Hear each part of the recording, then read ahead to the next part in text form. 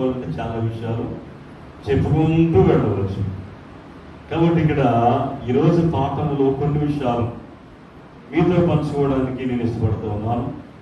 పరిశుద్ధ లేఖనములో మనం చదువుకున్నటువంటి వాక్య భాగము నిర్గమాకాండము 12వ అధ్యాయం. ఈ 12వ అధ్యాయమునకు దైవజనుడు దేవదాసయ్య గారు పెట్టినటువంటి పేరు ప్రియులారా, ఇది హార్ట్ ఆఫ్ ది ఎక్సోడస్ అన్నారు. అంటే నిర్గమాకాండమునకు గుండెకాయ వంటిది అన్నారు. నిర్గమాకాండములో 40 అధ్యాయములు ఉన్నవి.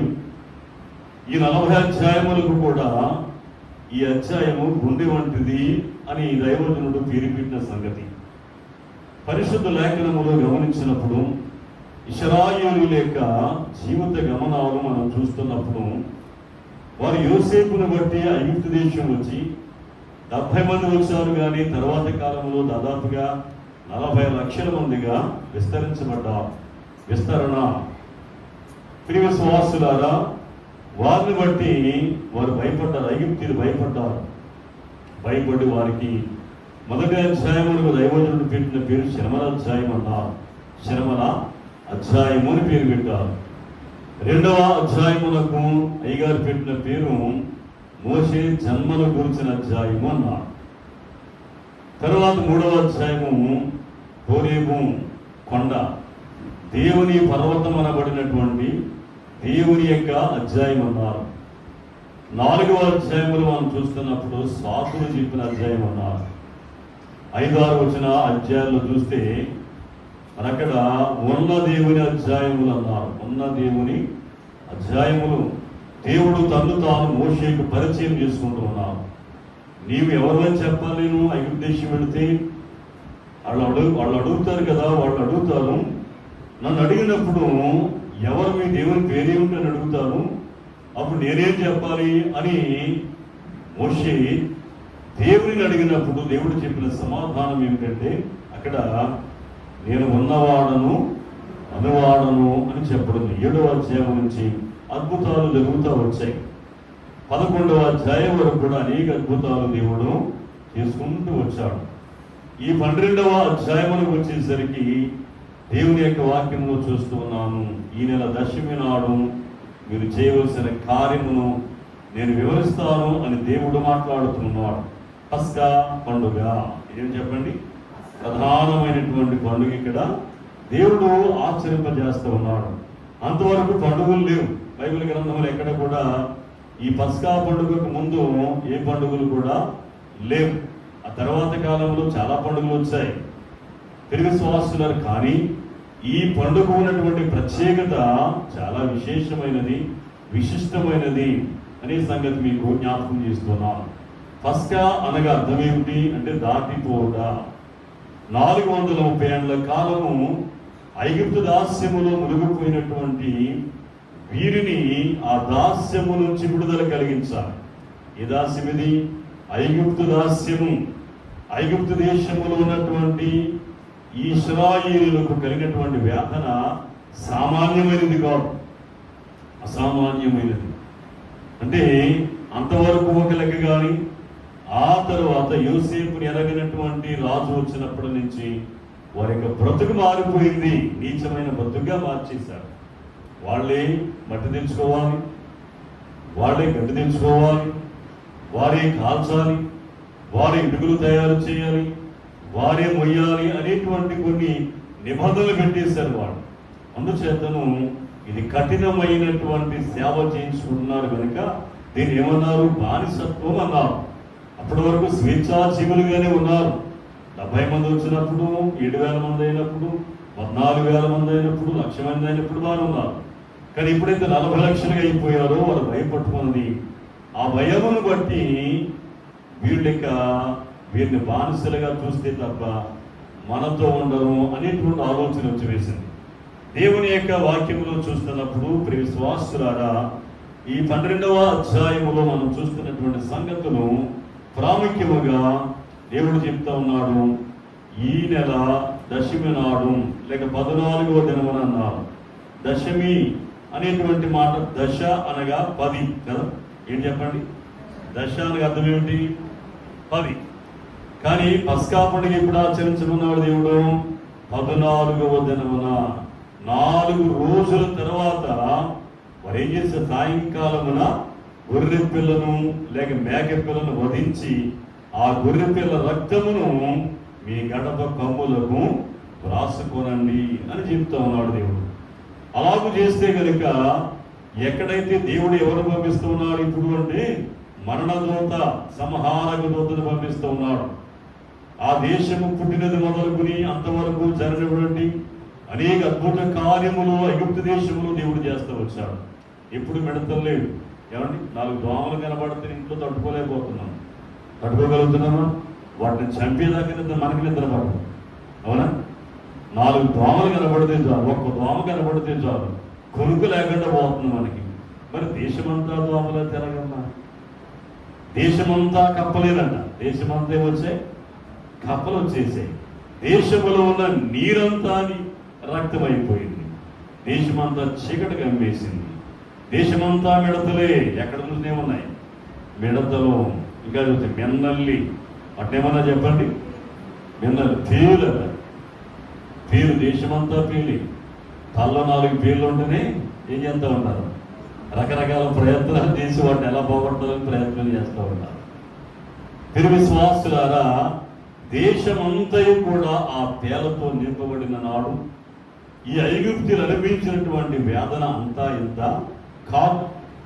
కానీ ఫరో అంటూ ఉన్నాడు, పంపించేస్తానులే, ఇది లేకుండా చేయండి అంటూ ఉన్నాడు. ఆ శ్రమ తీరిపోయిన తర్వాత మళ్ళీ ఏమంటున్నాడు? మీరు వెళ్ళడానికి వీలు లేదు అంటూ ఉన్నాడు. అందుచేతనే క్షణమాత్రపు మారు మనసు కలిగిన వాడు ఎవరు? ఫరో. క్షణమాత్రపు మారు మనసు కలిగిన వాడు అన్నాడు. కనుక అప్పటికప్పుడే మారుతున్నాడు. తర్వాత మరలా కొంతమంది ఇలాగే ఉంటారు. కష్టం వచ్చినప్పుడు దేవుని దగ్గరికి వస్తారు. కష్టం తీరిపోయిన తర్వాత మరలా పాత జీవితంలోనికి వెళ్ళిపోతూ ఉంటారు. క్షణమాత్రము మారు మనసు అంటారు దీన్ని. మారు మనసు ముఖ్యం. మారు మనసు అనేటువంటిది దైవజనుడు అన్నారు, నీది మారు మనసా కారు మనసా అన్నారు. నీది మారు మనసా కారు మనసా? కారు అంటే అర్థం ఏంటి? ఏమంటారు? కాని పనులు చేసేవాడిని ఏమంటారంటే వీడు కారెత్తిపోయాడు రా. ఏమంటారు చెప్పండి? వీడు కారెత్తిపోయి తిరుగుతున్నాడు రా వీడు అంటూ ఉంటారు. అంటే మంచి మనసు కాదు అది. కనుక అలాంటి మనసు ఎవరికి కూడా ఉండకూడదు. తర్వాత మనం చూస్తే కనుక మారిన మనస్సు ఎవరిది? కుడివైపు దొంగ మారిపోయాడు. ఎన్ని దొంగతనాలు చేశాడు, ఎన్ని బందిపోటు విషయాలు చేశాడు, ఎంతమందిని హత్యలు చేశాడు. చివరికి ఎక్కడికి వచ్చాడు? సిలువ మీదకి వచ్చాడు. సిలువలో ప్రభు యొక్క మాటలు ఉన్నటువంటి ఈ కుడివైపు దొంగ వెంటనే ప్రభు యొక్క మాటతో మారిపోయాడు. మారిన మనస్సు అన్నారు. కుడివైపు దొంగ మనస్సు, మారని మనస్సు.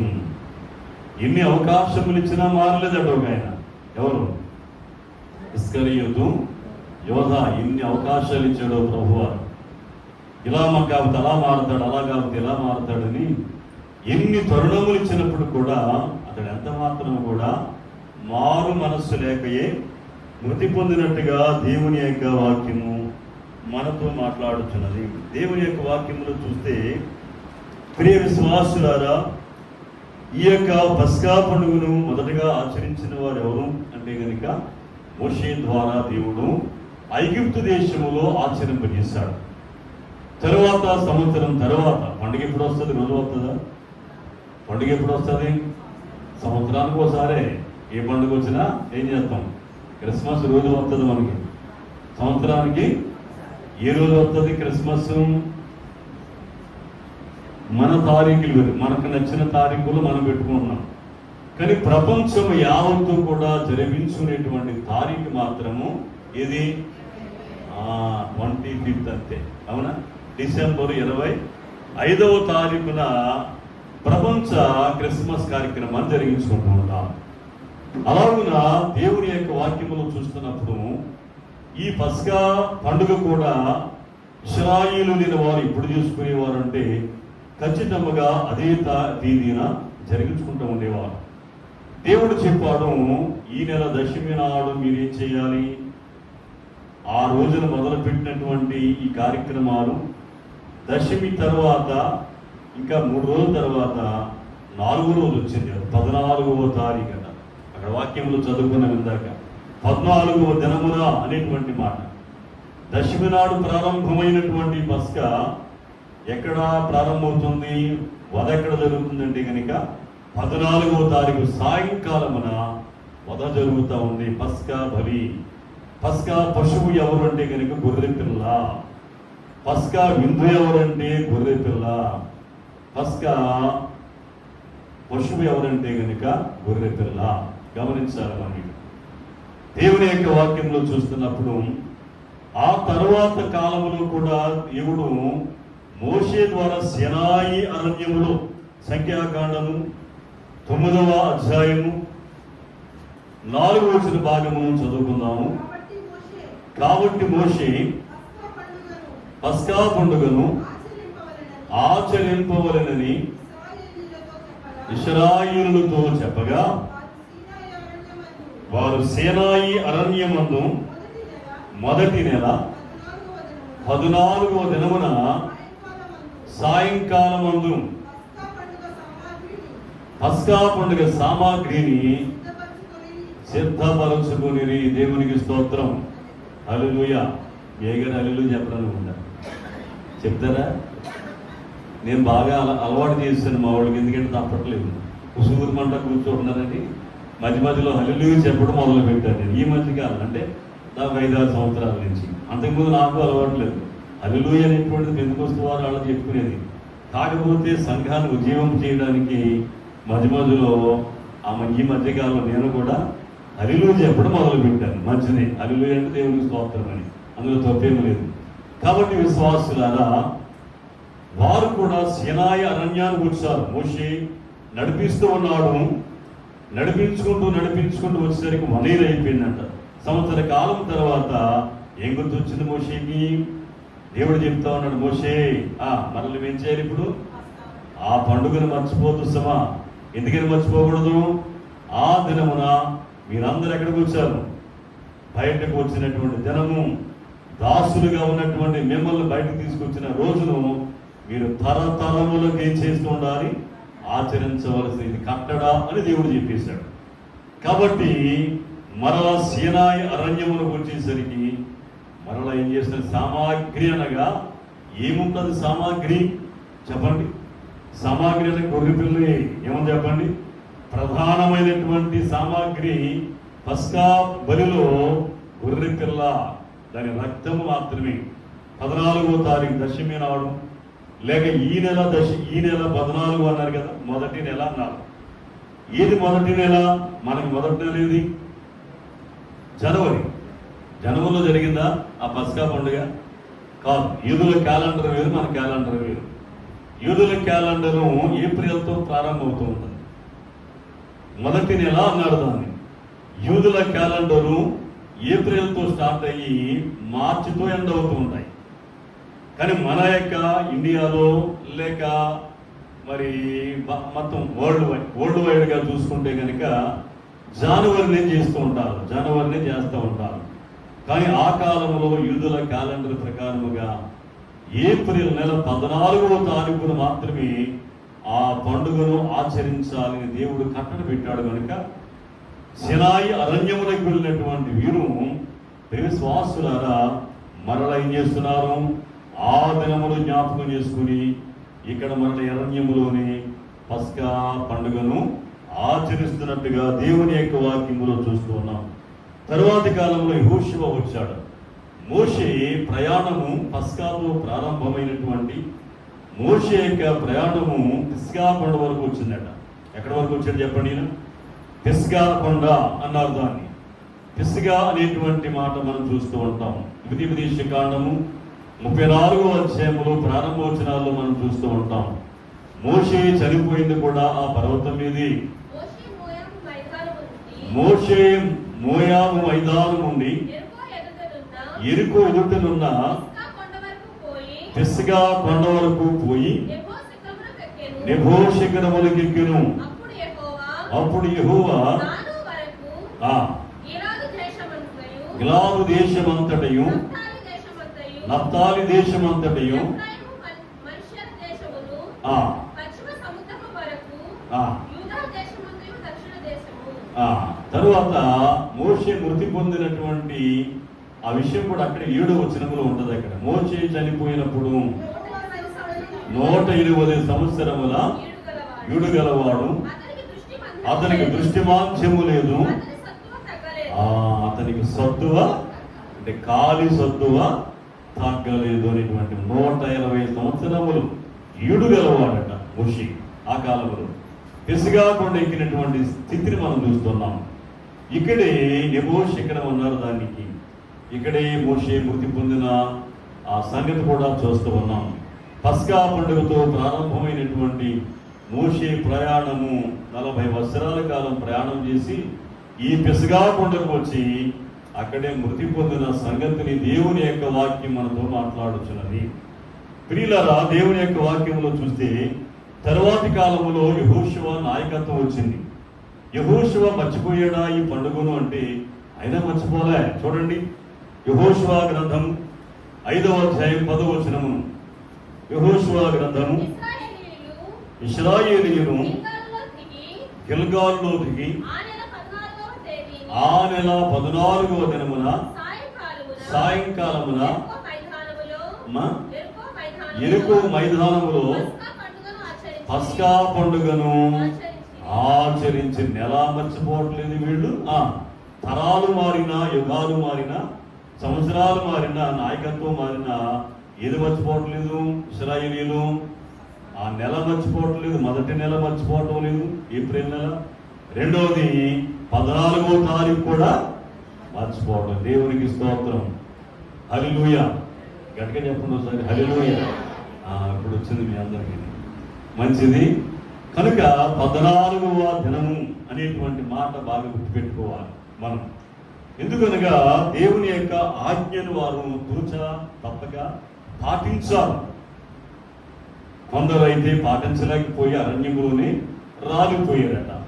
ఇశ్రాయేలు యొక్క ప్రయాణ మార్గాల్లో మనం చూస్తున్నప్పుడు 4 పద్ధతులు మనం చూస్తూ ఉంటాం. ఇశ్రాయేలుల అనుభవాలు, మార్గానుభవం అన్నారు. మొదటి అనుభవము మార్గానుభవం అన్నారు. మార్గంలో ప్రయాణం చేసుకుంటూ వచ్చారు. తర్వాత వారు మారా అనే చోటుకు వచ్చారు. ఇది మారా అనుభవం అన్నారు, మారా అనుభవం అన్నారు. మూడవదిగా మధుర అనుభవం అన్నారు, మధుర అనుభవం అన్నారు. 4వది మహిమానుభవము. ఎన్ని అనుభవాలు చూశారు వీళ్ళు? 4 అనుభవాల్లో చేరవలసిన వారు చేరే వరకు దేవుడు ఏం చేస్తున్నాడు? వీళ్ళని నడిపిస్తూనే ఉన్నాడు. ఎవరిని ఎక్కడ కూల్చాలో అక్కడ కూలుస్తూ ఉన్నాడు. 4 రోజుల ప్రయాణాన్ని దేవుడు ఏం చేశాడట? 40 సంవత్సరాలుగా మార్చేశాడు.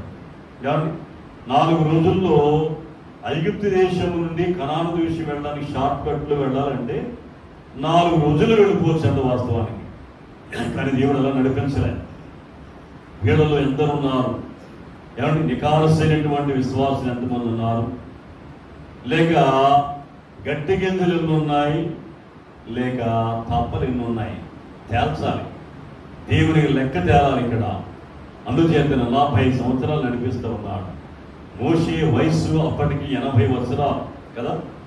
మోషే హోరేబు కొండకు వచ్చినప్పుడు మోషే గారి వయస్సు 80 ఏళ్ళు కాలం. ఐగుప్తు దేశం వెళ్ళాడు, వీళ్ళందరినీ విడిపించాడు, తీసుకొస్తూ ఉన్నాడు. ఇప్పుడు ఎంతకాలం అయింది? పిస్గా కొండ వద్దకు వచ్చేసరికి మోషే చనిపోయినప్పుడు 120 సంవత్సరముల ఈడు గలవాడు అనేటువంటి మాట చదువుకున్నాం. అంటే ఎంతకాలం నడిపిస్తూ ఉన్నాడు వీళ్ళని? 40 ఏళ్ళు నడిపించాడు. దేవునికి స్తోత్రం, హల్లెలూయా. కనుక విశ్వాసులారా, ఎందుకంటే అపుస్తలుడైన పౌలు భక్తుడు మోషే గారిని జ్ఞాపకం చేసుకుంటూ ఉన్నాడు, ఇశ్రాయేలు జ్ఞాపకం చేసుకుంటూ అన్నాడు. మొదటి కొరింథీయులకు రాసిన పత్రిక 10వ అధ్యాయంలో చూడండి, కొన్ని మాటలు మనం చూస్తూ ఉంటాం. 5వ వచనం నుండి 5. అమ్మా, అయితే వారిలో ఎక్కువ మంది దేవునికి ఇష్టలుగా ఉండలేకపోయారు కనుక అరణ్యములో సంహరింపబడిరి. ప్రయాణం కట్టిన ఎంతమంది? 40 లక్షల మంది ప్రయాణం చేసుకుంటూ వచ్చారు. ఎర్ర సముద్రము దాటుకొచ్చారు. అంత బాగానే ఉంది. సీను అరణ్యంలో ప్రయాణం చేశారు. ఆహారం లేదంటే దేవుడు మన్నాను కురిపిస్తూ ఉన్నాడు 16వ అధ్యాయంలో. ఇన్ని సంగతులు జరిగిన తర్వాత కూడా వారు మోషే మీద సణుక్కోవడం మొదలు పెట్టలేదు. అహరోను మీద సణుక్కోవడం మొదలు పెట్టలేదు. ఇన్ని అద్భుతాలు చూస్తూ ఉన్నారు, ఇన్ని ఆశ్చర్య కార్యములు చూస్తూ ఉన్నారు, కానీ దేవుని మీద విశ్వాసం మాత్రము ఉంచలేకపోతూ ఉన్నారు. ఈ అరణ్యములో చచ్చుటకు మమ్మల్ని రప్పించావా? మాకిక్కడ తినడానికి ఏమి లేదు, ఆహారము లేదు, త్రాగడానికి నీళ్లు లేవు అని సడుగులాడుతున్నారు. దైవజనుడు దేవదాసయ్య గారు ఈ పుస్తకానికి మరో పేరు పెట్టారు, విమోచన గ్రంథమని, సణుగుల గొణుగుల పుస్తకం అని పేరు పెట్టారు దీనికి. ఎందుకని ఇశ్రాయేలీయులలో అయితే వారిలో ఎక్కువ మంది దేవునికి ఇష్టలుగా ఉండకపోయారు కనుక వాళ్ళందరూ ఏమైనా కొంతమంది అరణ్యములోనే సంహరించబడ్డారు. సంహారకుని చేత సంహరించబడ్డారు. ఇంకా కింద చదవండి, వారిలో అనేటువంటి మాట, వారు ఆశించిన ప్రకారం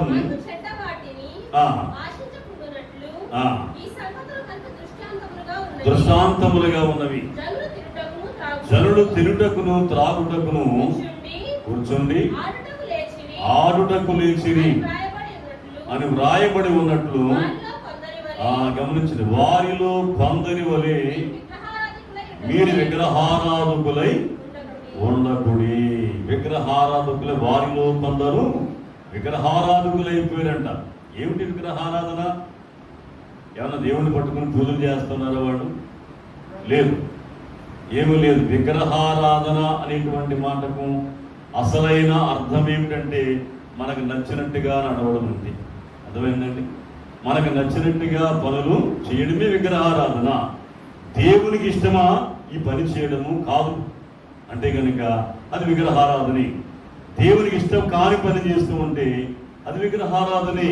దేవుడు అట్లా చెప్పి ఎలాగెళ్ళమండి, నీవు ఎలా వెళుతూ ఉంటే అది విగ్రహారాధన. ఏదో విగ్రహాన్ని పట్టుకొచ్చి రాత్రి విగ్రహాన్ని పట్టుకొచ్చి దాన్ని పూజ చేయడం అదే అనుకుంటున్నారు చాలా మంది. కాదు, వారిలో చాలా మంది తమకు తినుటకు త్రాగుటకు ఏం చేశారంట? ఆడుటకును లేచిరి. ఇవి విగ్రహారాధన. ఏమంటే తిండి మీద, ఆ త్రాగుబోతుల త్రాగుడు మీద ఉన్నటువంటి ఆసక్తి ఎవరి మీద లేదు, దేవుని మీద లేకపోవడమే విగ్రహారాధన. గమనించాలి.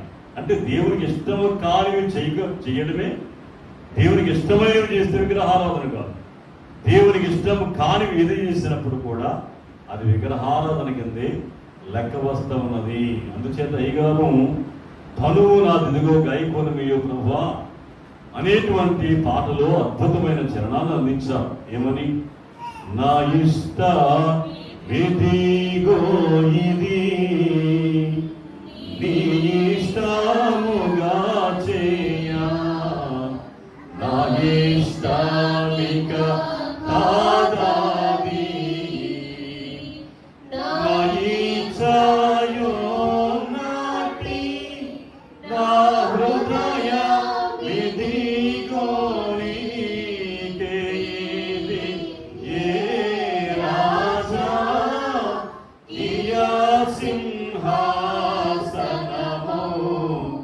కరువు నా విధిగో గై కొనువియో ప్రభువాని పనితి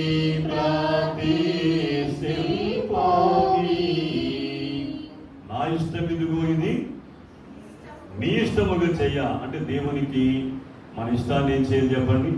అప్పగించాలి. ఎవరైనా అడుగుతారా? ప్రభువా నేను చేద్దాం అనుకుంటున్నాను, ఇది నీకు ఏమైనా ఇష్టమా అని ఎవరైనా ఎప్పుడైనా అడిగారా? అడగరండి. మనం చేసేసుకున్న తర్వాత ఏంటి ప్రభా ఇలా జరిగింది ఏంటి అని దేవుణ్ణే ప్రశ్నించేటువంటి మేధావులు ఉన్నారు. లేరంటారా? ఇలా జరిగిపోయింది ఏంటి, ఇలా జరుగుతుంది అనుకున్నాను. దేవునికి అప్పగించామా, అసలు సమర్పించామా? అందుచేతని అర్పణ వేరు, సమర్పణ వేరు అన్నారు. మనం సమర్పణ జీవితాన్ని కలిగిన వారముగా ఉండాలి. ముందుగా దేవునికి అప్పగించాలి. ప్రభువా ఇలా జరిగింది, ఇలా చేద్దాం అనుకుంటున్నాను, ఇది నీకు ఇష్టమా కాదా? పేతురు అడిగాడు, యేసు ప్రభుని అడిగాడు సందర్భంలో, ప్రభువా నీకు ఇష్టమా?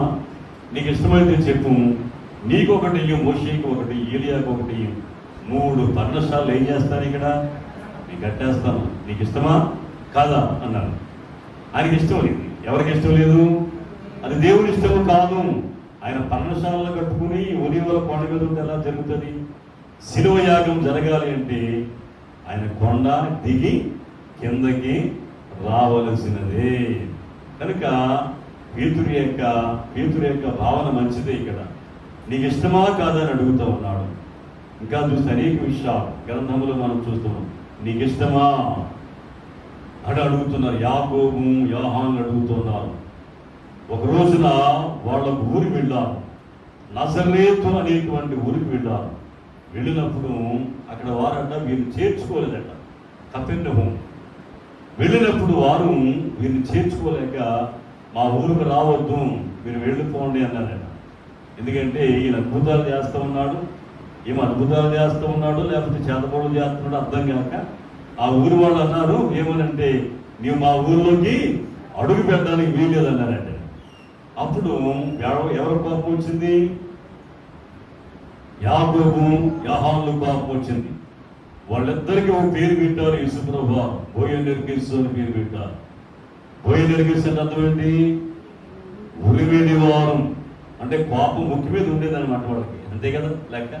కొంతమందికి ముక్కు మీద ఉండదు కోపం కదండి. మంచిది, కోపం కూడా కొన్ని సందర్భాల్లో మంచిది. వీళ్ళ కోపం వచ్చి అంటూ ఉన్నారు, ప్రియ విశ్వాసులారా నిజమే ప్రభువా నీకు ఇష్టమైతే చెప్పు, ఆకాశము నుండి అగ్ని దిగి వీళ్ళందరూ దహించి వేట నీకు ఇష్టమా చెప్పు అన్నారు. అది ఏమవుతున్నా బాబు నందరా బాబు మీరని యేసు ప్రభు అక్కడి నుంచి నెమ్మదిగా తీసుకుని వచ్చేసారు వారిద్దరిని కూడా. కనుక దేవునికి ఇష్టమా కాదా అని మనం ఏం చేయాలి? మన యొక్క సొంత విషయాల్లో కూడా ప్రభువును అడుగుతూ ఉండాలి. అప్పుడప్పుడు దేవుని యొక్క వాక్యంలో చూస్తున్నాము, వారిలో కొందరు తమ ఇష్టానుసారముగా జీవించారు కనుక వారు కూడా అరణ్యములు ఏమైపోయి చెప్పండి, రాలిపోయినట్లుగా చూస్తూ ఉన్నాం. ఇంకా కింద చదవండమ్మా. వారిలో కొందరు వ్యభిచరించినందున ఒక్క దినముననే 23,000 మంది కూలిరి అనేటువంటి మాట చూస్తున్నాం.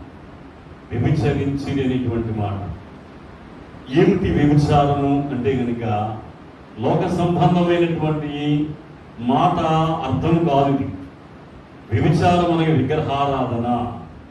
వారు 32వ అధ్యాయంలో మనం చూస్తున్నప్పుడు మోషే కొండ దిగకుండా తడవు చేయడం చూసినప్పుడు వాళ్ళు అహరోను వద్దకు వచ్చి అడుగుతున్నారు, ఐగుప్తు దేశం నుండి మమ్మల్ని తీసుకొచ్చినటువంటి ఆ మోషే అని వాడు ఏమయ్యాడో, ఆ మోషే అని వాడు ఏమైపోడు చెప్పండి, వాడు వీడు అని మాట్లాడుతున్నారు కదా. ఎంత దౌర్భాగ్యమైనటువంటి పరిస్థితి. దైవజనుడైనటువంటి మోషేని పట్టుకుని వీళ్ళంటా ఉన్నారు ఆ మోషే అని వాడు ఏమంటే చెప్పండి, వాడు అనొచ్చా? దైవ సేవకుని పట్టుకుని వాడు వీడు అనవచ్చా? అనకూడదు. ఆయన విషయం ఏంటంటే ఆయన చూసుకుంటాడు. కానీ మనము ఎవరిని కూడా తోలనాడరాదు, గౌరవించాలి. దైవ సేవకుడు అంటే గౌరవించవలసిందే. వాడు వీడు ఏమంటారు వాళ్ళు 32వ అధ్యాయములు, ఆ మోషే అను వాడు ఏమయ్యాడు మాకు తెలియదయ్యా, మా ముందర నడవడానికి మాకేం కావాలి? ఇప్పుడు ఎవరు కావాలంట? దేవత కావాలంట. తీసుకొచ్చింది ఎవరు? దేవుడా దేవత దైవమా? ఎవరు తీసుకొచ్చారు? ఐగుప్తు దేశము నుండి 430 ఏళ్ల కాలం ఐగుప్తు బానిసలుగా ఉంటే వారిని విడిపించినటువంటి వాడు దేవుడు. నాయకత్వం వహించిన వాడు మోషే భక్తుడు, ప్రవక్త. వీరిని పట్టుకున్నట్టు ఉన్నారు, మాకు దేవత కావాలి, మా ముందు నడవడానికి. ఆ మోషే అని వాడు ఏమైపోయాడో మాకు తెలియదన్నారు. ప్రియ విశ్వాసులారా నిజమే. అందుచేతనే వ్యభిచారము అనేటువంటి మాటకు అర్థం ఏమిటంటే అభిచారం అన్నారు. అభిచారము అంటే అర్థం ఏమిటంటే తమ ఇష్టానుసారముగా జీవించేవారు. ఆ అభిచారము, అభీష్టము నెరవేర్చుకునేవారు. దేవుని యొక్క వాక్యం చాలా స్పష్టంగా చెప్తా ఉంది. కనుక వారు విగ్రహారాధకులైపోయారు. ఇక్కడ విగ్రహాలను పట్టుకుని ఇదే వ్యభిచారం. అసలైన వ్యభిచారం ఏంటంటే విగ్రహారాధన. ఆ బొమ్మలు వేశారట, ఆ బంగారం అంతా పట్టుకొచ్చి అక్కడ వేశారు. అందులో వేసినప్పుడు దాన్ని తయారు చేసి ఆ తొగలతో తిప్పినప్పుడు ఒక దోళ్ళ తయారైందంట. ఆ బంగారం అంతా దోళ్ళ తయారవుతే ఇప్పుడు అంటున్నారు వీళ్ళు, ఇదే ఐగుప్తు దేశము నుండి మమ్మల్ని తోడుకొచ్చినటువంటి దేవుడు ఇదే అంటా ఉన్నారు. దూడ తీసుకొచ్చిందా వీళ్ళని? దూడ తీసుకొచ్చిందా? లేదు. గద్దరక్కల మీద మోసుకొచ్చినట్లుగా దేవుడు పగటి వేళ మేఘస్తంభములోను రాత్రి వేళ అగ్ని స్తంభములోను ఉండి వారు నడిపించు 40 ఏళ్ల కాలము మోసుకుని వస్తే ఇప్పుడు వీళ్ళంటూ ఉన్నారు, ఇదే మాకు నుండి విడిపించిన దేవత దేవుడు అని మాట్లాడుతున్నారు. కనుక అందుచేతనే వారిలో కొందరు వ్యభిచరించినందున ఒక్క దినమందే ఎంతమంది? 23,000 మంది కూలీరి అనేటువంటి మాట మనం చూస్తున్నాం. వారిలో అనేటువంటి మాట. ప్రియ విశ్వాసులారా, అందుచేతనే ఈ 40 సంవత్సరముల కాలంలో దేవుడు వీళ్ళు ఏం చేస్తున్నాడు? చుట్టుదారియను అరణ్య మార్గమున నడిపించడానికి గల కారణము ఇదే సుమా. దేవుడు మనకు కూడా శ్రమలు పెడుతూ ఉంటాడు. ఏమండి, ఊరికే వచ్చేద్దా పరలోకం? కనాను దేశం ఊరికే వచ్చేస్తుంది వీళ్ళకి. కనాను దేశమునకు వాగ్దాన దేశం అన్నారు. ఈ వాగ్దాన దేశము నడిపించాలంటే కనుక వీళ్ళు ఎంతమంది యోగ్యులు ఉన్నారో, మనం ఎంత యోగ్యముగా ఉంటే అంత యోగ్యమైన స్థలానికి దేవుడు రేపు మనల్ని కూడా చేరుస్తాడు. దేవుని యొక్క వాక్యంలో చూస్తున్నాము. ఆ తరువాతి కాలంలో ప్రియ విశ్వాసులారా, పరిశుద్ధ లేఖనములో చూస్తూ ఉన్నాము. చదవండి, ఒక మాట చదవండి. ఎజ్రా గ్రంథము 6వ అధ్యాయం 19వ వచనం. పస్కాను ఆచరించినటువంటి ఎజ్రాను మనం చూస్తూ ఉంటాము. 6వ అధ్యాయంలో 19వ వచనం.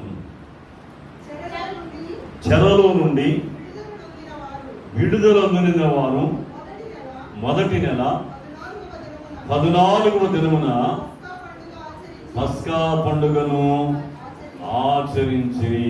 ఈ మొదటి నెల వదలడం లేదు, వాడు 14వ తారీఖు కూడా వదిలిపెట్టడం. కనుక కారణం ఏంటి?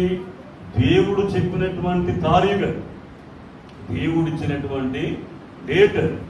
అందుచేత మోషే మొదలుకొని యేసు ప్రభువు కాలం వరకు కూడా ఈ మొదటి నెల అనగా ఏప్రిల్ మాసము 14వ తారీఖున ప్రభు యొక్క వధ జరిగినట్టుగా చరిత్ర కూడా మనకు ఆధారాలు లభిస్తున్నాయి.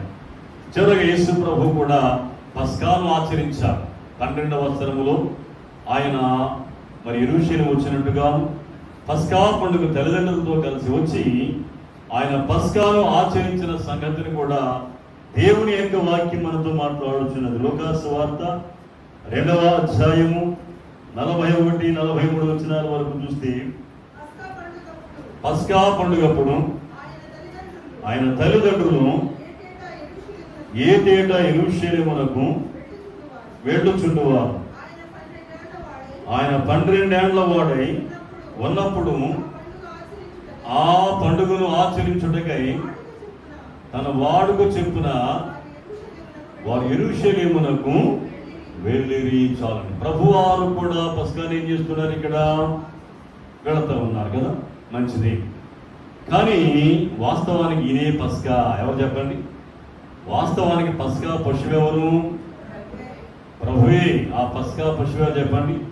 నిర్గమాకాండంలో ప్రారంభమైనటువంటి ఆ గొర్రె పిల్ల వధ ఎక్కడ వరకు వచ్చిందండి? ఈ గొర్రె పిల్ల. ఎవరి గొర్రె పిల్ల? ప్రభు అయినటువంటి యేసు. యోహాను సువార్త 1వ అధ్యాయము 29వ వచనము. ఒక మాట చదవండి. మరునాడు యోహాను యేసు తన యొద్దకు రాగా చూచి, ఇదిగో లోక పాపములను మోసుకుని పోవు దేవుని గొర్రె పిల్ల. ఎవరంటేనా? పస్కా బలిపశువు ఎవరు? అక్కడ నిర్గమాకాండములో గొర్రె పిల్ల. ఇక్కడ లోక పాపములను, అక్కడ కేవలము దాసులుగా ఉన్నటువంటి, దేనికి దాసులైపోయారు? ఇశ్రాయేలీయులు ఆ కాలంలో ఐగుప్తీయులకు బానిసలైపోయారు, దాసులైపోయారు. కానీ ఇప్పుడు మానవాళి దేనికి దాసులుగా ఉన్నారు? పాపమునకు. ఇదేం చెప్పండి? పాపమునకు దాసులం కదా.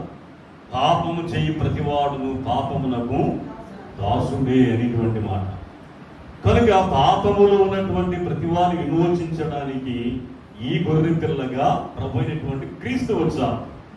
ఈ సంగతిని గమనించినటువంటి యోహాను గారు, స్నానికుడైన యోహాను గారు అంటూ ఉన్నారు, మరునాడు యోహాను యేసు తన యొద్దకు రాగా చూచి, ఇదిగో లోక పాపములను మోసుకొని పోవు దేవుని గొర్రె పిల్ల అని మాట్లాడుతూ ఉన్నారు. దేవునికి స్తోత్రం. హల్లెలూయా, హల్లెలూయా. కనుక విశ్వాసులారు, ఎవరి గొర్రె పిల్ల? ఎప్పుడుంది గొర్రె పిల్ల? ఎక్కడుంది గొర్రె పిల్ల? ఎలా ఉంది గొర్రె పిల్ల అంటే కనుక అనాదిలోనే ఉన్నటువంటి గొర్రె పిల్ల.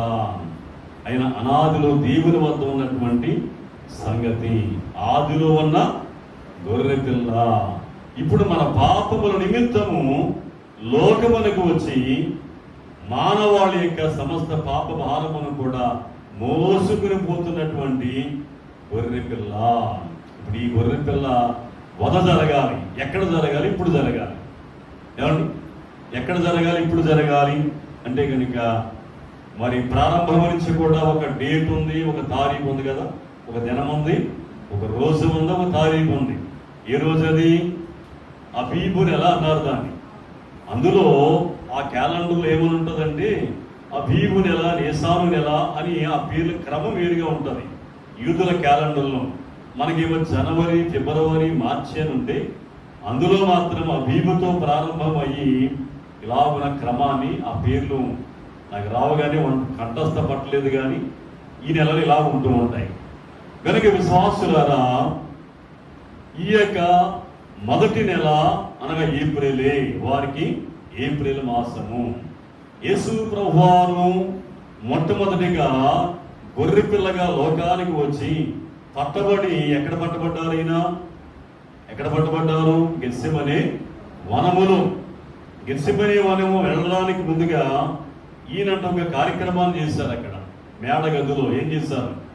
ఒక రొట్టె పట్టుకున్నారు, తన శిష్యులకి ఇచ్చి ఇది నా శరీరం అని చెప్పారు. రెండవదిగా పాత్ర పట్టుకున్నారు, ఆ పాత్రను పట్టుకుని అంటున్నారు ఇది నా రక్తము అంటున్నారు. ఈ కార్యక్రమం అయిన తర్వాత అక్కడ 20 మత్తయి సువార్త 26వ అధ్యాయములు 30వ వచనములు మనం చూస్తాం. అంతటా వారు కీర్తన పాడి ఒలీవల కొండకు వెళ్ళిరి అనేటువంటి మాట గమనిస్తూ ఉంటాం. అక్కడ గమనించండి, ఎక్కడ వెళ్ళారంటే అంతటా వారు కీర్తన పాడి ఎక్కడ వెళ్ళారు? ఒలీవల కొండకు వెళ్ళారు. జరిగింది యెరూషలేములో ఈ యొక్క సంస్కార విందు, లేక ప్రభు యొక్క శరీర రక్తముల విందు. అక్కడి నుంచి వాళ్ళు కీర్తన పాడి ఎక్కడ వెళ్ళారట? ఒలీవల కొండకు వెళ్ళారు. యెరూషలేము నకును ఒలీవల కొండ గెత్సెమనే తోటకును మధ్యలో ఒక వాగు ఉన్నది. ఆ వాగు పేరే కెద్రోను వాగు అన్నారు. దాన్ని ఏం వాగు అంటది? కెద్రోను వాగు. కెద్రోను అనేటువంటి మాటకు అర్థము చీకటి. ఏమందంట? చీకటి. వాస్తవానికి అందులో ప్రవహించేటువంటి మన కాలువలో ప్రవహించే నీరు ఎలా ఉంటుంది?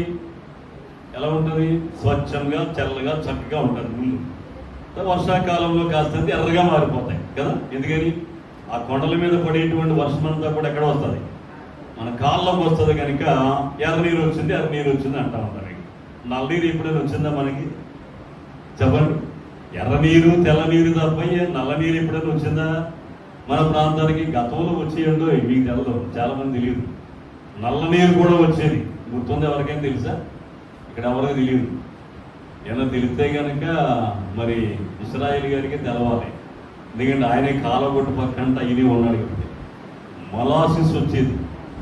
మలాసు వచ్చేది కాలంలోకి. ఏమొచ్చేదంటే చాగలు షుగర్పేట నుంచి మలాసు వదిలేవారు.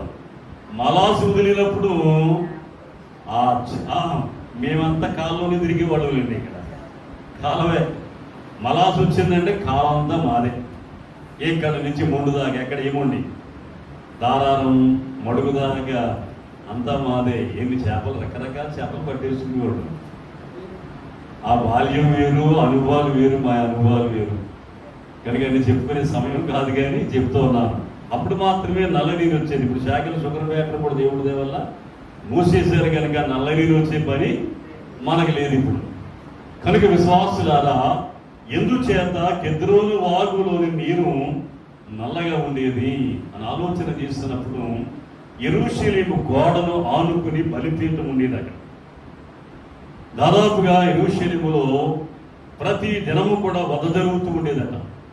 అంటే గొర్రె పిల్లలు వధించబడుతూ ఉండేవి. గొర్రె పిల్ల యొక్క రక్తము ఆ కెద్రోను వాగు గుండా ప్రవాహముగా ప్రవహిస్తూ ఉండేది. గొర్రె పిల్ల యొక్క రక్తమును అనేక మంది ఈ రోజున మనకు సమీపం నిడదవోలులో తిమ్మరాజుపాల్లో గుడి ఉంది, మీ అందరికీ తెలుసు, పేరు చెప్పక్కర్లేదు అనుకుంటా. దాని ప్రక్కన రాయమెట్లు వెళుతూ ఉంటే ఒక తూము ఉంటుంది. అక్కడ ఒక తూము కనబడుతూ ఉంటుంది. ఆ తూము కింద నుంచి నీరు వెళుతూ ఉంటుంది. ఆ నీరు ఎలా ఉంటుందో తెలుసా? అంటే ఎప్పుడైనా చూసారా? రాజుగారు ఎప్పుడైనా వెళ్ళారా? రాయమెట్లు వెళ్ళలేదు మీరు. వెళ్ళిన వారికి చూస్తే తెలుస్తుంది, నల్లగా ప్రవహిస్తూ ఉంటుందండి. గల కారణం ఏమిటి అంటే కనుక అక్కడ వధ జరుగుతుంది. ప్రతి ఆదివారం కొన్ని వందల సంఖ్యలో మేకలు కానీ గొర్రెలు కానీ వధించబడతా ఉన్నాయి. మంగళవారం కూడా వధించబడతా ఉంటాయి. ఇక్కడ ఈ గొర్రెల యొక్క మేకల రక్తము వధించబడిన రక్తం అంతా కూడా ఆ ఏరుగుండా ప్రవాహముగా ప్రవహిస్తూ ఉంటుంది. అందుచేతని మీరు ఏ కాలములో ఏ రోజు వెళ్ళినప్పుడు కూడా ఆ నీరు నల్లగానే ఉండడానికి కారణం అది రక్తముతో కలిసినటువంటి ఏరు. ఇక్కడ కెద్రోను వాగు కూడా బహుశా ఆ కాలంలో కెద్రోను అనే పేరు కూడా దానివల్లే వచ్చిందేమో అనేటువంటి ఒక ఆలోచన, పండితుల యొక్క ఆలోచన. అందుచేత యేసు ప్రభు అనేటువంటి ఈ గొర్రె పిల్ల కెద్రోను వాగు దాటిపోయేను. యోహాను సువార్త 18వ అధ్యాయము 1వ వచనం. యేసు ఈ మాటలు చెప్పి తన శిష్యులతో కూడా కెద్రోను వాగు దాటిపోయేను. అక్కడ ఒక తోట ఉన్నది, గెత్సెమనే తోట అనేటువంటి మాట. ప్రియ విశ్వాసులారా, ఈ కెద్రోను వాగు దాటుటలో గల కారణం ఏమిటంటే ఇక వధ జరగవలసిన పని లేదు. నిజమైన గొర్రె పిల్లను నేను వెళ్ళిపోతున్నాను వధించబడ్డానికి. మీ అందరి పాపముల నిమిత్తము, సర్వమానవాళి యొక్క పాపముల నిమిత్తము అందరి కొరకు ఒకే ఒక గొర్రె పిల్లగా నేను ఈ కెద్రోను వాగు దాటి వెళ్ళిపోతున్నాను. వెళ్ళినటువంటి ఆయన పట్టబడ్డారు, గెత్సెమనేలో పట్టుకున్నారు, తీసుకువెళ్ళారు. ఆ రాత్రంతా కూడా హింసించారు, తీర్పులు తీర్చారు. ఉదయకాల సమయమందు శుక్రవారం దినమున 9 గంటల వేళ ఆయన శిలువకు అండగొట్టు వేశారు. సాయంకాలము 3 గంటలకు. ఇప్పుడు చెప్పండి, ఆయన ప్రాణం వదిలింది ఇప్పుడు? అంతేనా? సరిపోయిందా? ఏమండి, పస్కా పండుగ నుంచి యేసు ప్రభు అనేటువంటి గొర్రె పిల్ల చనిపోయే వరకు కూడా ఒకే దినము చరిత్రకారులు, పండితులు, క్రైస్తవ పండితులు చెప్పిన విషయం ఏమిటంటే యేసు ప్రభువుని సిలువేసింది కూడా ఏప్రిల్ 14వ తారీఖున. దేవునికి స్తోత్రం. గమనించండి, గుర్తుపెట్టేసుకోండి మీరు బాగా. ఆది కాలము నుంచి కూడా ఈ గొర్రెపిల్ల ఇప్పుడు బలవుతూ వచ్చింది అంటే కనుక పస్కా దినమున, అదే ఏప్రిల్ 14వ దినమున ఈరోజు కూడా చరిత్రలో. ఎందుకంటే ఏప్రిల్ ఎలా మారింది ఇక్కడ అంటే కనుక మనకు క్రీస్తు పూర్వము, క్రీస్తు శకం అన్నాం. క్రీస్తు పూర్వములో అది జరిగింది, క్రీస్తు శకం వచ్చింది ఇప్పుడు. యేసు ప్రభువారు పుట్టి పెరిగి ఎంతకాలం అయింది చెప్పండి? క్రీస్తు శకము 34వ సంవత్సరములో ఏప్రిల్ 14వ తారీఖున యేసు ప్రభువాని శిలువ పండగొట్టారు అని చరిత్ర పుటలు తిరగవేసినటువంటి అనేక పండితులైన వారు తెలియజేసినటువంటి చరిత్ర ఆధారాలు. ఏమాత్రం కూడా దేవుని యొక్క ప్రవచనం ఇప్పుడు కూడా నిరర్థకము కాదు, అది నెరవేర్చవలసినది. ఈ రోజున మన క్యాలెండర్ ప్రకారంగా మన తారీఖులు మారుతూ ఉన్నాయి. ఏమండి, మట్లాదివారం మారిపోతూ ఉంది, ఆ తర్వాత వచ్చేటువంటి మరి శుక్రవారం మారుతూ ఉంది, ఈస్టర్ కూడా మారుతూ. ఇది మన క్యాలెండర్ ప్రకారంగా మనం తీసుకుంటూ ఉన్నాం. కానీ దేవుని యొక్క ప్రణాళిక మాత్రము ఎన్నటికీ కూడా నిరర్థకము కాలేదు. విశ్వాసులారా, పస్కా బలి ద్వారా మనకు లభించినది ఏమిటి అంటే విమోచనము. దేనికి విమోచనము? ఇశ్రాయేలులకు ఆ రోజున దాసులుగా ఉన్నటువంటి వారిని దేవుడు విమోచించాడు. ఈ రోజున పాపములకు దాసులైనటువంటి అనేకులైన వారిని దేవుడు క్రీస్తు ప్రభు అనేటువంటి గొర్రె పిల్ల ద్వారా మనందరినీ కూడా ఏం చేశాడు చెప్పండి? దాస విముక్తులుగా చేశాడు. దేవుని యొక్క వాక్యములో మనం చూస్తూ ఉంటాము. ఎఫెసీయులకు రాసిన పత్రిక 1వ అధ్యాయము, ఎఫెసీ పత్రిక 1వ అధ్యాయంలో మరొక మాట చదువుకుని ముగించుకుందాము. పరిశుద్ధ లేఖనములో చూసినప్పుడు 1వ అధ్యాయము 7వ వచనం చదవండి. దేవుని కృపా మహదైశ్వర్యమును బట్టి ఆ ప్రియుని యందు ఆయన రక్తము వలన మనకు విమోచనము, అనగా మన అపరాధములకు క్షమాపణ మనకు కలిగి ఉన్నది అనేటువంటి మాట. క్షమాపణ ఏమండి? క్షమాపణ. ఈ పాపాలను క్షమించేటువంటి వారు ఎవరైనా ఉన్నారంటే ఒకే ఒక దేవుడు, ప్రభు అయినటువంటి క్రీస్తు మాత్రమే క్షమించగలవాడు. ఎందుకంటే లోకంలో ఒక తీరు ఉంది, మీకు తెలుసో తెలియదు. దుష్ట శిక్షణ అన్నారు దాన్ని. లోకం తీరు ఏంటి చెప్పండి? దుష్ట శిక్షణ అన్నారు. రెండవది శిష్ట రక్షణ. అంటే దీని అర్థం ఏమిటండి? దీని అర్థం ఏంటి? దుష్టులైనటువంటి వారు ఎవరు? పాపులే కదా. పాపం చేసిన వాళ్ళు ఏమంటే మంచోళ్ళు అంటామా? వాళ్ళు ఏమంటాం? దుష్టులు అంటాం. ఇది లోకం తీరు, దుష్ట శిక్షణ. అనేక మంది వచ్చారు, దుష్టులైన వారిని శిక్షించుకుంటూ వెళ్ళిపోయిన వాడు. శిష్ట రక్షణ, మంచోళ్ళు రక్షించారంట పాపం. కానీ యేసుప్రభు అందుకు రాలే. ఎందుకు వచ్చారు ఆయన? నీ నీతిమంతుల కోసం రాలేదు. ఎవరి కోసం వచ్చాను నేను? పాపుల కొరకే నేను వచ్చానన్నారు. పాపముల కొరకే, దుష్టులు మార్చడానికి నేను వచ్చాను. ఇది ప్రభు యొక్క తీరు. లోకం యొక్క తీర్పును, ప్రభు యొక్క తీర్పును చాలా వ్యత్యాసం ఉన్నది. క్షమించగలగాలి. క్షమించగలిగిన వాడి నిజమైనటువంటి లోకరక్షకుడు అనే సంగతిని మనం చెప్పగలగాలి. లోకానికి అవసరమైనది చెప్పగలగాలి. దుష్ట శిక్షణ, శిష్ట రక్షణ ఈ లోకం తీరైతే ప్రభు యొక్క తీరేమిటంటే కనుక దుష్ట రక్షణ, శిష్ట రక్షణ. అంతే.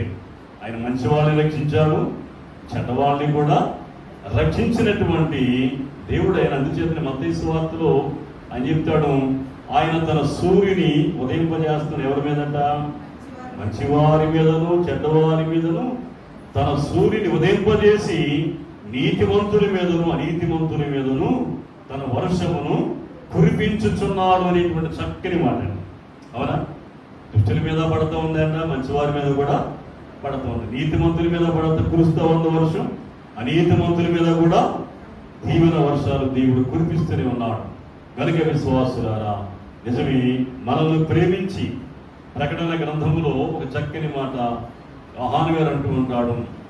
1వ అధ్యాయం 6వ వచనం, మనల్ని ప్రేమించుచు తన రక్తము వలన మన పాపముల నుండి మనలను విడిపించిన వానికి మహిమయు ప్రభావమును యుగయుగములు కలుగునుగాక. ఆమేన్.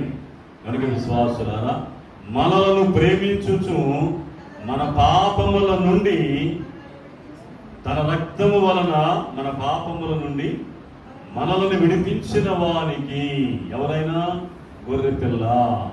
గొర్రెపిల్ల రక్తము ద్వారా మనందరం కూడా విడిపించబడ్డాము.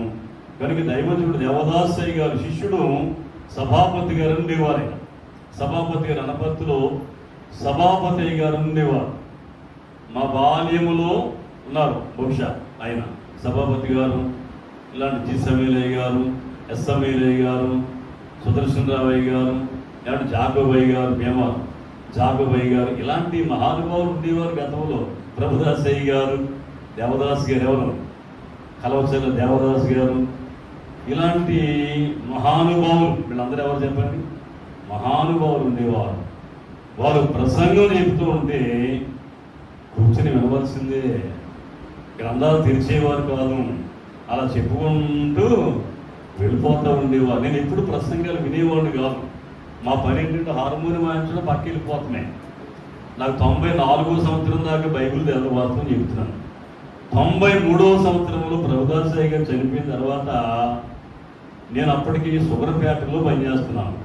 ఛాయలు షుగర్ ఫ్యాక్టరీలో పనిచేస్తున్నాను. ఈ చనిపోయి హాస్పిటల్లో పెట్టాను కబురు వచ్చింది. గవర్నమెంట్ హాస్పిటల్ చేర్చారు. తర్వాత గవర్నమెంట్ హాస్పిటల్లో చనిపోయాడు. మేము వెళ్తూ ఉండేవాడు, వస్తూ ఉండేవాడు, రోజు వెళ్ళి రావడం, అక్కడే ఎవరో భోజనాలు తెచ్చేవారు, అక్కడ తినేద్దాం. ప్రవక్త గారు, నేను, వీళ్ళ నాన్నగారు, శాంతిరాజు గారు, మేము బ్యాచ్. 93 ఫిబ్రవరి 24వ తారీఖున సడన్గా చనిపోయారు అయ్యారు. ప్రభుదాస్ గారు చనిపోయిన వార్త వచ్చింది. నాకు పెళ్ళైన కొత్త చిన్న పాప అప్పుడే పుట్టింది. పుట్టలేదు, ఇంకా చిన్న పాప ఇంకా పుట్టలేదు. ఫిబ్రవరిలో ఆయన చనిపోయాడు. మే నెల 20వ తారీఖున ఈ పిల్ల పుట్టింది, చిన్న పాప పుట్టింది. ఆ క్రమంలో ప్రియ విశ్వాసులారా, మరి అప్పుడు చనిపోయినప్పుడు కార్యక్రమాలు అయిపోయినాయి. అన్నీ అయిన తర్వాత మరి అమ్ములమ్మ గారు ఉన్నారు, ఎవరు, బొంబాయి పాశ్రమ గారు. ఆవిడ కూడా ఏమీ రాదు, ఏమి వచ్చేది కాదు. సంఘాలు చూస్తే దాదాపు 7-8 సంఘాలు ఉన్నాయి. ఈ సంఘాలను ఎవరు తిరగాలి? ప్రవక్త గారు ఒక్కడే తిరుగుతూ ఉండేవాడు బాబు. సరే, నేను డిగ్రీ చదువుకున్నాను కదా, ఏదో కాస్తో కోస్తో ఏమొచ్చు, ఆరాధన క్రమాలు వచ్చినాయి. సల్మను కదంతా తాళపాల మీద ఆరాధన చేసుకొస్తావా, లేకపోతే గోపాల మీద ఆరాధన చేసుకొస్తావా అని అడిగేవాడు ఈయన. సరే, నాకేమొచ్చు, నాకేమి రాదు కదా, బైబిల్ ఏం తెలుదు నాకు, నేనేం చేయను అని అనుకుంటూ ఉండేవాడు. సరే, మొత్తానికి ప్రాక్టీస్ చేసి ఆరాధన చేయడం ప్రారంభించి ఒక ప్రసంగాన్ని నేను తయారు చేసుకునేవాడు. మొట్టమొదట ఒక ప్రసంగం ఇచ్చారు నాకు. విలియమ్స్ గారు ఉండేవారు, లైన్ మ్యాన్ గారు, మీకు తెలుసు కదా, లైన్ మ్యాన్ గారు ఉండేవారు. ఆయన వెనకాల అలాగే కూర్చొని ఉండేవారు. ఎవరు చెప్తారు ప్రసంగం, ఎవరు చెప్తారని పాస్టర్ గారు, మార్తమ్మ గారు, ఎవరు చెప్తారు ప్రసంగం అంటే హార్మోనియం కూర్చొని అక్కడ మూలం కూర్చున్నాను. ఇంకా అల్లుడు గారు ఉన్నారు, అల్లుడు గారు చెప్తారు అన్నారు. ఎవరు అల్లుడు గారికి ఏమో చేయరు, అది అల్లుడు గారికి. సరే, మొత్తం మీద బైబిల్ పట్టుకుని నిలబడ్డాం. ఏం చెప్పాలి ఇక్కడ? 6వ అధ్యాయం చదివించాను. ఆదికాండం 6వ అధ్యాయంలో నోవహు వాడ గురించి చెప్పాలి. ఏదో విన్న మాటలు ఏమి గుర్తున్నాయి అనేటువంటి ఆలోచన. మైక్ సెట్ ఉండేటప్పుడు కొట్టాలి. చెబుతూ ఉంటే 5 నిమిషాలు కూడా నిలబడలేక చెమటలు పట్టు కూర్చున్నాను. వెళ్ళిపోయి 5 నిమిషాలు కూడా నిలబడలేకపోయాను. సరే, పట్టుదల వచ్చింది, నేను ఎందుకు చెప్పకూడదు అనేటువంటి ఆలోచన వచ్చి అప్పుడు బైబిల్ చదవడం మొదలుపెట్టాను. 94 నుంచి 94 వరకు గ్రంథాలు, ఎన్ని గ్రంథాలు కూడా, ఎన్ని పుస్తకాలు, ఎన్ని గ్రంథాలు ఉన్నాయో కూడా తెలియదు నాకు. వాస్తవానికి వెళ్ళడం రావడమే మా పని. ఏంటి ఆ రోజుల్లో పాటలు పాడడం, సరదాగా కూర్చోవడం తప్ప సండే స్కూల్ పిల్లలుగా ఇవేమీ తెలియదు. కానీ ఆ రోజు నుంచి చదవడం మొదలుపెట్టాను. నాంతట నేనే ప్రసంగాలు తయారు చేసుకోవడం మొదలుపెట్టాను. ఒక ప్రసంగం తయారు చేయడం నిలబట్టేది. ప్రవక్త గారు అనేవాడు, నువ్వు ఆ సంఘానికి వెళ్ళంటే మళ్ళీ తాళపాలెం అంటే వెళ్ళిపోండి కాదు, ఎందుకంటే దగ్గర ఒక ప్రసంగమే ఉంది. ఈ ప్రసంగం ఆల్రెడీ చెప్పేశాను కదా, అక్కడ మళ్ళీ ఏం చెప్తాం? అబ్బాయి నేను అక్కడికి వెళ్ళను, తాళపాలెం వెళ్ళను, గోపాలం వెళ్తాను అనేవాడు. ఎందుకని? వీళ్ళ కొత్తగా ఉంటుంది ఆ ప్రసంగం. మరలా త్యాగాలు వెళ్ళాలి, మళ్ళీ గోపాలం అంటే నేను త్యాగాలు వెళ్తాననేవాడు. ఇలాగున ఈ నెలంతా కూడా ఏం చేసేవాడు అంటే ఈ ఒక్క ప్రసంగంతో కాలక్షేపం చేసేవాడు. రాను నా బైబిల్లో ఉన్న ప్రసంగాలు తయారైపోయి ఇలా ట్రైనింగ్ ఏమి అవసరంలే. దేవుడు ఏం చేశాడు? నడిపించడం మొదలుపెట్టాడు. దేవుని కృపను బట్టి ఈ రోజున నిలబడి మాట్లాడగలుగుతున్నామంటే మరి ఆయన కృప, దేవుని యొక్క మహాకృప అని తెలియజేస్తున్నాం. ప్రియ విశ్వాసులారా, అందుచేతను ఈ 40 దినాలు కూడా కాలంలో మాకు ఎవరికి ప్రార్థనా మందిరం ఎలాగుండి అంటే ఒక పండుగ వాతావరణం. ఇది మీకు చాలామంది తెలుసు. ఇక్కడ ఉన్నటువంటి సీనియర్స్ మరి ఎవరో లేరు. ఇక్కడ సరోజనమ్మ గారు ఉన్నారు. ఇక్కడ అక్కడికి వచ్చేటువంటి వారిలో ఆ రోజుల్లో భారతక్క కూడా వస్తూ ఉండేది, ఇస్రాయేల్ గారు. మరి వీరికి తెలుసు కొన్ని విషయాలు కదా. చిట్టికి కూడా తెలుసు. చిట్టి చిన్నపిల్ల అప్పటికి. ఇంకా మేము అవనస్తులుగా ఉన్నప్పుడు ఈ చిట్టి చిన్నపిల్లగా ఉండేది ఆ రోజుల్లో. మరి పండుగ వాతావరణం మోషే సన్నిధిలో వచ్చేది ఎలా ఉండి అంటే యూత్ వారందరూ కూడా పండుగ. నేను ఏం చేసేవాడిని ఆ రోజుల్లో అంటే పెద్దరాజు గారు అంటే శాలేమయ్య గారు నిర్గమాకాండం పుస్తకం ఉండేది ఆయన దగ్గర. నిఘంటువులాగా ఓ నిఘంటు ఉండేది, అందులో బొమ్మలు ఉండేవి. నేను ఆర్టిస్ట్ని కూడా బొమ్మలు కూడా వేసేవాడు. నిర్గమాకాండంలో ఉన్నటువంటి బొమ్మలన్నీ కూడా మందస్సము, కెరూబులు, యాజక వస్త్రాలు, ధూపవేదిక, ధూపము, గుడారము, ఇవన్నీ బొమ్మలన్నీ వేసి ఎక్కడ ఖాళీ ఉంటే అక్కడ చాట్ల మీద పెద్దరాజు గారు, శాలిం రాజు గారే కొనిచ్చేవారు. ఆయన కలర్స్ అన్నీ కూడా ఆయనే కొనిచ్చేవాడు. నా దగ్గర డబ్బులు ఎక్కడే ఆ రోజుల్లో ఎంత పావులంతా ఉండే చాట్లు వచ్చి ఆయన కొని పట్టుకొచ్చేసి వేసేయి అనేవాడు. అంతే వేసేసి గుడంతా కూడా అలంకరణ పెట్టేసేవాడిని, అలంకరించేసేవాడిని. నిర్గమాకాండములో ఉన్నటువంటి బొమ్మలు, ఈ చరిత్ర అంతా కూడా బొమ్మల రూపంలో అందరూ చూసేవారు వచ్చి. అలాగున ఆ తర్వాత మోషే సన్నిధులు ఇలాగ అవగానే సెప్టెంబర్ 7, 8, 9 తారీఖుల్లో మరి 3 దినాలు కూడా ఉపవాస ప్రార్థన పెట్టేవారు ఆయన. ఏమండి, 3 రోజులు కూడా పండుగ, ఒక పండుగ వాతావరణం లాగా ఉండేదన్నమాట. ఎక్కడెక్కడి నుంచి వచ్చేసేవారు. ఎక్కడికి గోపాలం వారు, తాళపాలెం వాళ్ళు, సుబ్బరాజపేట వాళ్ళు, ఇలా వీళ్ళందరూ కూడా అక్కడ వచ్చి 3 రోజులు కూడా అక్కడే ఉండేవారు. ఒక పండుగలాగా ఆ కార్యక్రమాలు జరిగిస్తూ ఉండేవాడు ఆ రోజుల్లో. ఆ దినాలు మళ్ళా రిపీట్ కావాలి. ఆ రోజులు మళ్ళీ ఏమవ్వాలి చెప్పండి, మళ్ళా తిరిగి రావంటారా? రప్పించండి. మీ అందరూ కలిసి ఏం చేయాలి? రప్పించండి. పండుగ వాతావరణాన్ని రప్పించండి. ప్రభువు దీవించి మహిమ పొందునుగాక. ఆమేన్. తర్వాత కార్యక్రమం ముగింపు ప్రార్థన. ఇంకేమన్నా ఉందా అమ్మా? ధ్యానం ఉందా? మోకరించండి. మోకరించలేని వారు నిలబడండి. నీ సన్నిధి నిలుపో